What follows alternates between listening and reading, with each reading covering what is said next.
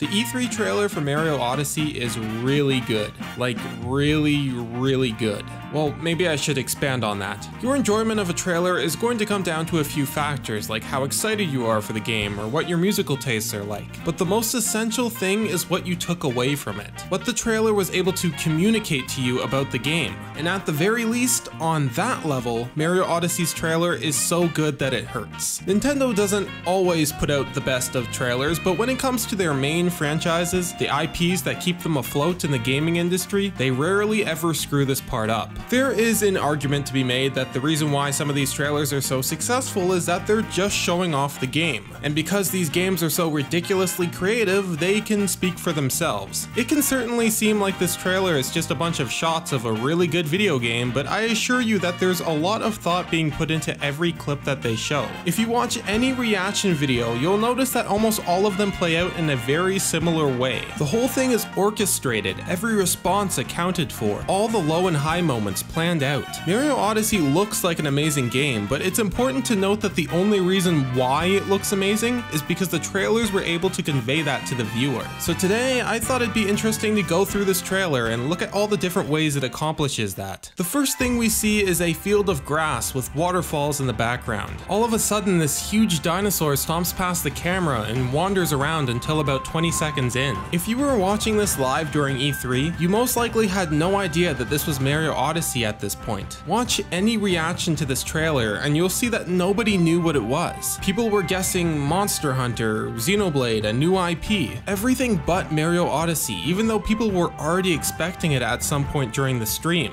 And it's funny because this is not the first time that they did this to us. They did this with the reveal trailer back in January. Mind you, with a little more hints, but barely anyone guessed that it was the new 3D Mario game until the plumber himself jumped out of the manhole. These intros are great because they tie in directly with the theme of the game. It's an odyssey, it's an adventure to new lands that you may not be used to seeing Mario in. And what better way to convey that than to have the viewer lost and confused in this new world until this guy shows up. Once you do see the cap, it begins to sink in that you're looking at Odyssey, just as Mario pops up out of seemingly nowhere. Now, I'm sure you've watched the trailer, so you know what's actually going on here. But to someone who's watching it for the first time, you don't really think about it too much. Probably because we jump right into the thick of things after this and you're too busy trying to process all the new imagery that's being thrown at you. Not to mention this brand new song that chimes in. Notice how smoothly the next few shots transition between themselves. When Mario shows up, he's accompanied with a burst of silver ribbons and confetti. And in the very next shot, there's the same silver confetti falling down on New Donk City.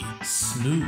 From here, the camera slowly pans to the right, and in the next shot, the camera follows almost exactly from where it left off, continuing the flow of motion as it follows Mario on the scooter. Smooth. Same general idea for the next transition, just continuing that motion in the same direction. Then finally, it finishes up with a pan out of the desert world. After this, the vocals to the song kick in and nearly everything that follows matches up with both the lyrics and the tempo. I'm not going to go through every single instance that this occurs, as there are many, but I'll go over a few of them. It's time to raise our sails as Mario stands on the end of the dinosaur skull like he's standing on the bow of a boat ready to set sail. It's freedom like you've never knew, as ironically Princess Peach is being taken captive. We can zoom all the way while Mario's propelling himself upwards and then to the moon as a big wide shot of the moon comes on the screen. From this great wide wacky world as the wackiest mechanic in the game so far is revealed. The obvious jump with me, grab coins with me as Mario jumps and grabs coins. Now, after 40 seconds of rapid fire cuts, the trailer finally slows down again, and that's because it's about to introduce a new mechanic to the audience. There were mechanics that were introduced throughout the first half of this trailer, but all of them were fairly simple and easy to understand after one glimpse. But this is the core mechanic of the game, and it's imperative that every person watching this trailer can understand what's happening. You clearly see Mario throw his hat, you clearly see the hat land on the frog's head, and you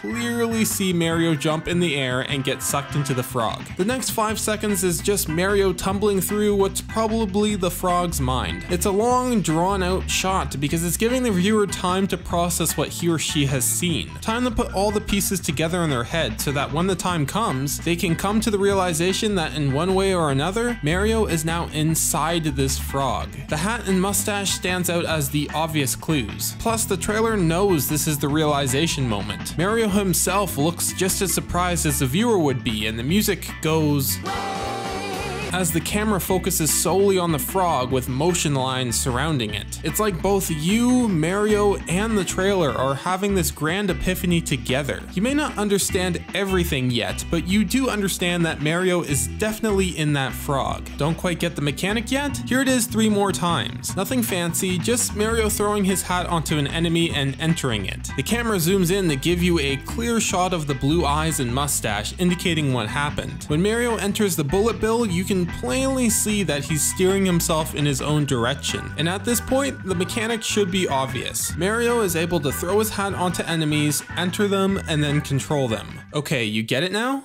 Cool, now we can have fun with it. Let's show Mario controlling a bunch of different things so that you get a general idea for the scope of objects you can do this to. We no longer have to show Mario throwing the hat all the time because just by seeing the hat and mustache, you should already know what's going on. After the trailer goes crazy with it, it dials back a bit to focus on the game as a whole. Now that you get the mechanic, we'll show you a bit more story elements. We'll show you that there's boss fights and you can use the core mechanic to fight these bosses. And finally, we'll show you that one of the goals of this game is to collect to these moons, which should already be obvious to anyone who's ever played a 3D Mario game. So, venture around, control things with your hat, fight bosses, and collect moons. At this point, the viewer knows exactly what the game is about, so now we can really have fun with it. Just go all out, showing you all the costumes you can wear and all the things you can do once you've possessed something. As the vocals to the song slowly ramp up, the level of absurdity for what Mario is doing almost seems to ramp up alongside it, turning it into a consistent stream of, oh wow, you can do that? Oh geez, you can do that? Whoa, you can do that? And lastly, as the vocals reach their peak, it shows Mario inside the dinosaur from the beginning of the trailer. And finally, the connection is made like that's what he was doing at the start. To finish the trailer off, it ends on the same transition it started with, going from the dinosaur in Fossil Falls to nighttime in New Donk City. Tease the dedicated fans with a quick shot of Paulina and finish with a release date.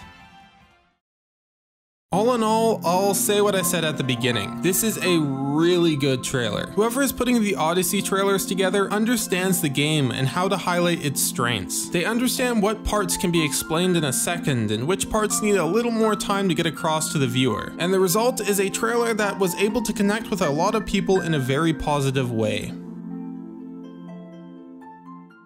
So yeah, that's all I gotta say about that.